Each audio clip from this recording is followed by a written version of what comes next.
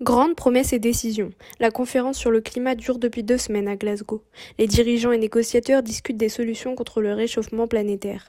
Les avis des Parisiens fusent. Si vous parlez des décisions du gouvernement actuel, moi je les trouve totalement insuffisantes. Elles sont décalées. On a l'impression que c'est des décisions purement politiques et absolument pas des décisions qui tiennent compte du drame actuel qui se joue sur la planète.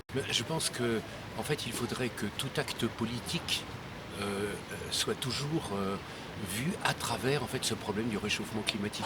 Face à ce défilé de grands riches, les citoyens ressentent une insuffisance politique. Je pourrais dire que je fais attention à acheter plutôt des choses qui sont recyclables, oui, à faire attention à acheter plutôt du bio parce que je sais que c'est quand même moins consommateur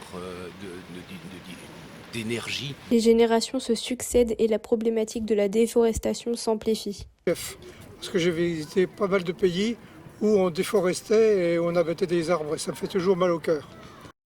Moi je suis déjà vieux, donc c'est plus pour mes enfants et petits-enfants que les choses vont s'aggraver. Si les plus anciens s'estiment heureux de ne pas voir le pire, ils sont inquiets pour leur descendance. Disons qu'aujourd'hui c'est assez facile de faire des efforts puisque comme il y a le Covid-19, on ne voyage pas trop, en tout cas on ne part pas très loin. Donc on visite plus la France. Donc par exemple c'est quelque chose assez facile à faire.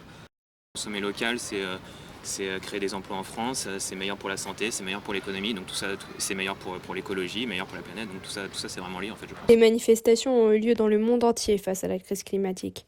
Ces militants sont des citoyens soucieux de l'environnement. Malgré les efforts de chacun sur sa consommation ou ses déplacements, le chemin de lutte semble encore long à l'heure de la COP26.